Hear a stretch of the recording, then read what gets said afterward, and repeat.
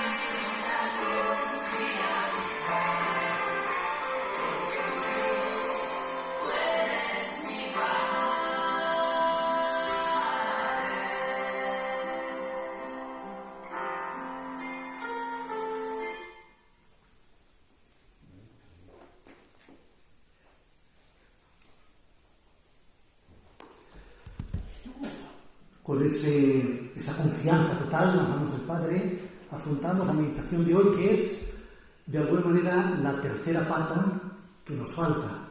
Jesús, pobre, los pobres, nosotros.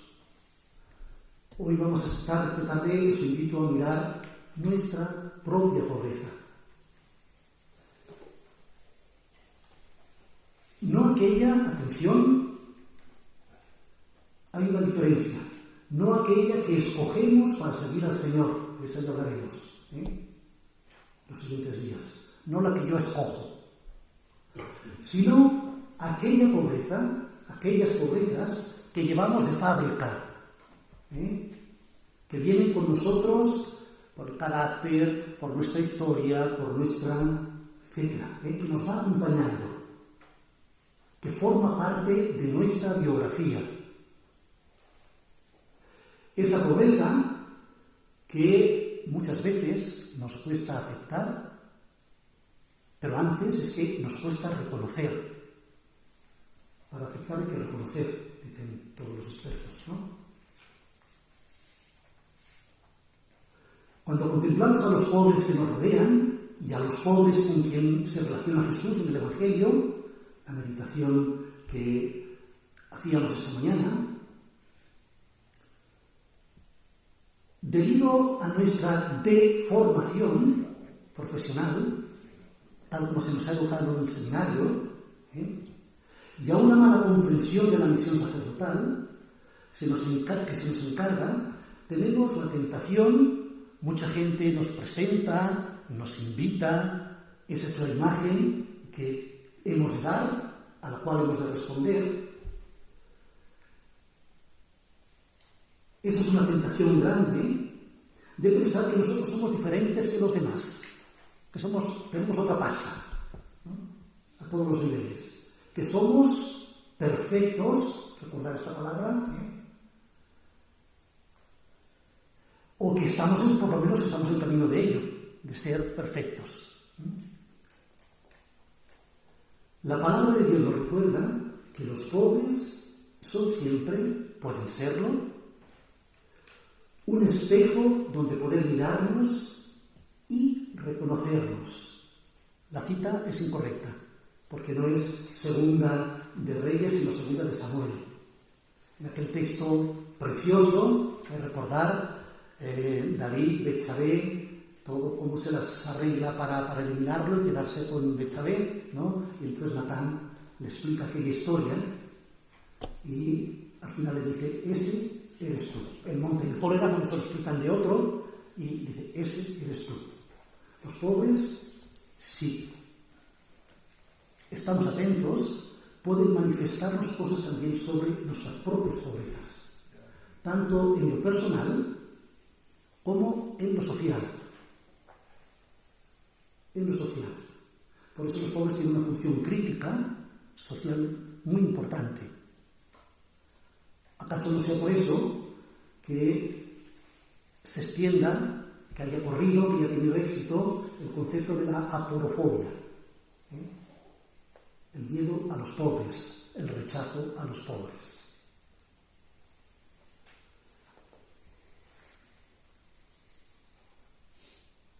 Mirad, últimamente, en mi diócesis, este último curso, murió un compañero que estaba, y que además era un buen amigo, no era clarosiano, pero formaba parte de nuestro equipo, murió ahora ha hecho un año. Él estaba en el Consejo Presbiteral y yo era el segundo y lo he sustituido. Y justamente ha coincidido que se llevaba tiempo hablando y finalmente se ha afrontado la cuestión de la salud de los curas, de la salud física, afectiva y también espiritual. Un tema que me parece importante, relevante, y que hasta ahora prácticamente todo el mundo miraba para otra parte. De hecho, en los últimos años, seguro que lo conocéis mejor que yo, hay bastante literatura sobre este campo, sobre toda la dimensión psicológica, teológica, espiritual, ¿no? Aplicada en concreto también a los sacerdotes. Y de hecho está bien, Yo después voy a hacer referencia al final a este libro pequeñito, que me lo recomendó un compañero, la verdad es que es Elogio de la vida imperfecta, no sé si lo conocéis, El camino de la facilidad de un tal Paolo, debe ser italiano, Schizzato, no sé cómo se pronuncia. Al final hago algunas referencias, ahí. Pero de hecho, nosotros no tenemos que ir tan lejos o ¿no? cosas tan sesudas, sino que en la misma palabra de Dios ya tenemos elementos que nos pueden ayudar. Lo que pasa es que a veces no le damos importancia y pasamos un poquitín por encima.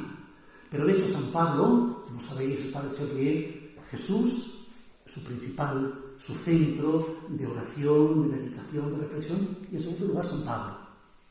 Pues San Pablo nos ayuda a afrontar y acoger nuestras pobrezas para que a través de ellas, aquí está la cuestión, para que a través de ellas Dios pueda actuar. Este primer texto, todas estas 4 referencias de Paulinas, de la primera y la segunda carta de los Corintios, son archiconocidas, pero así vistas todas juntas, yo creo que puede ayudarnos para la intención que tenemos de la oración de esta tarde. Hermanos, fijaos en que Dios os ha llamado a pesar de que entre vosotros hay pocos sabios según los criterios humanos y pocos poderosos o pertenecientes a familias importantes. Y es que para avergonzar a los sabios, Dios ha escogido a los que el mundo tiene por tontos. Y para avergonzar a los fuertes, ha escogido a los que el mundo tiene por débiles. Dios ha escogido a la gente despreciada y sin importancia de este mundo, es decir, a los que no son nada, para anular a los que son algo. Así, de esta manera, nadie podrá presumir delante de Dios. El segundo texto, pero tenemos esta riqueza en nosotros como en vasijas de barro, para mostrar que ese poder tan grande viene de Dios y no de nosotros. Si hay que gloriarse en algo, me gloriaré de las cosas que demuestran mi debilidad. Por eso, finalmente, para que yo no me creyese más de lo que soy por haber recibido revelaciones tan maravillosas, se me ha dado un sufrimiento, una especie de espina clavada en el cuerpo que como un instrumento de Satanás ha venido a maltratarme. 3 veces he pedido al Señor que me quite este sufrimiento, pero el Señor me ha dicho: mi amor es todo lo que necesitas, pues mi poder se muestra plenamente en los débiles. Así que prefiero gloriarme de ser débil, para que venga a recibir en mí el poder de Cristo. Y me alegro también de las debilidades, los insultos, las necesidades, las persecuciones y las dificultades que sufro por Cristo. Porque cuanto más débil me siento, tanto más fuerte soy. Son textos súper conocidos. El Padre Chevrier, en el BD 119, dice que la pobreza, y aquí podríamos entender toda la pobreza, tanto que tenemos desde que nacemos, que nos acompaña vitalmente, la pobreza que también nosotros podemos optar por ella, decidirnos por ella. La pobreza nos conserva bajo la mano de Dios en la humildad.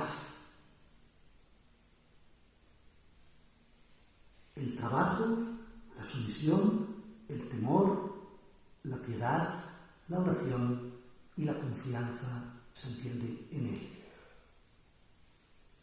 La pobreza nos conserva bajo la mano de Dios en la humildad. Pobreza y humildad son 2 términos que son inseparables, evidentemente. Y en una nota, en el BD 330, que habla de la pobreza es una cruz, él dice, yo me parece que, no sé si ayer o si mañana hacía referencia, sobre las señales para verificar la pobreza de verdad, ¿no? Dice, no somos verdaderamente pobres si no sufrimos bastante con nuestra pobreza. La pobreza, los pobres sufren a causa de la pobreza. La pobreza por la cual nosotros nos decidimos a seguir al Señor Jesús, pobre, también de una forma u otra ha de hacernos sufrir, porque eso será la verificación de la autenticidad, porque si no podría ser una capa de barniz superficial.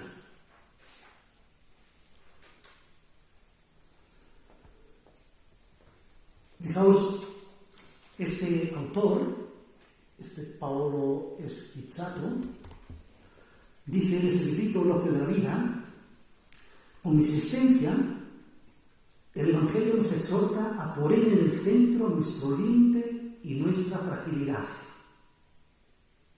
Hace referencia a los textos del Evangelio, el hombre de la mano paralizada y la del paralítico. Un paréntesis, nosotros por formación profesional, como tenemos que explicar el Evangelio, cuando leemos el Evangelio, lo más normal que nos sale, lo más natural, es leerlo para ponernos nosotros en la figura de Jesús. Y entonces contemplar en los demás a los otros. Nos cuesta un poco más, en primer lugar, ponernos nosotros en lugar del paralítico, del de la mano paralizada, del marginal, del ciego, del cojo.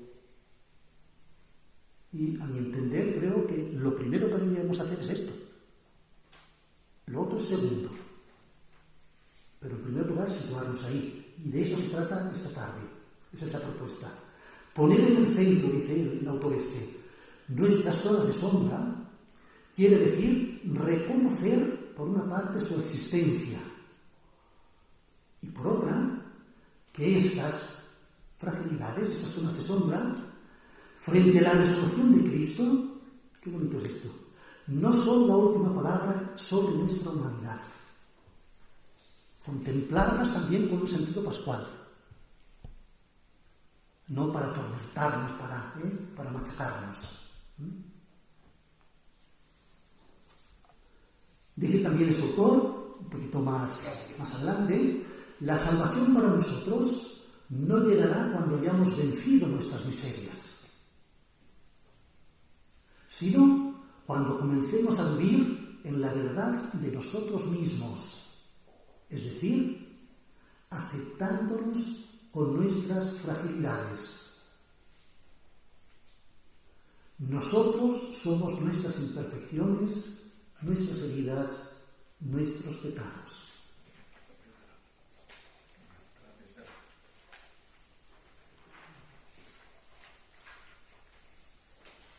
El Evangelio, continúa diciendo, es una continua memoria de la encarnación de Dios que asume la carne, la debilidad humana, porque se hace parte de ella. El Dios que se hizo cercano no vino a quitarnos la insuficiencia, la fragilidad, el límite, sino a liberarnos del miedo que todo esto causa en nosotros, para que no seamos aplastados bajo este peso terrible. Y la última cita, nuestra perfección, la fragilidad de nuestro carácter y de nuestra historia no son un impedimento a la acción de Dios en nosotros. Dios es solamente amor y perdón y necesita alcanzar nuestro límite, nuestro pecado, para realizar su proyecto de amor por nosotros.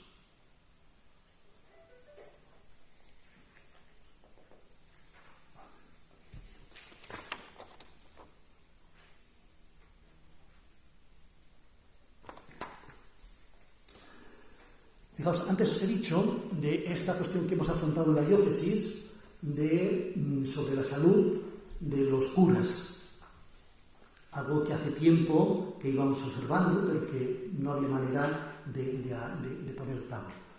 ¿Cuál fue el detonante para hacerlo? Y colectivamente, que un compañero se suicidó y nadie se había dado cuenta de su situación. Y era un hombre importante, era vicario episcopal. Y se tiró al tren. Eso, evidentemente, planteó muchísimos interrogantes, muchas cuestiones. ¿Cómo me puede llegar este hombre? Y nadie se había dado cuenta, ¿no?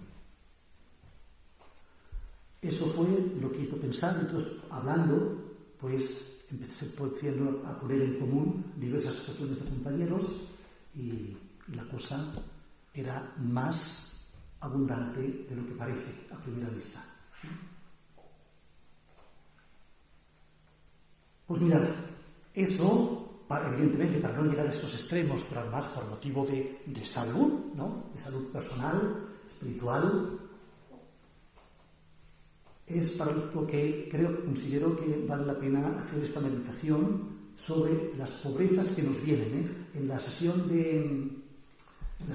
sobre la pobreza, un obispo, no me acuerdo, uno de los obispos que hizo la primera intervención, no me acuerdo cómo se llama, para eso soy fatal, pero él titulaba o algo así, hablaba de las pobrezas impuestas, es decir, las que nosotros no elegimos, que viene a ser lo mismo que decimos ahora. En todo caso, fijaos, para la meditación personal, lo que os propongo es, sobre todo, fijaos, ese salmo tan extraordinario, 139, Señor, tú me sondeas y me conoces, que tantas veces hemos rezado, ¿no?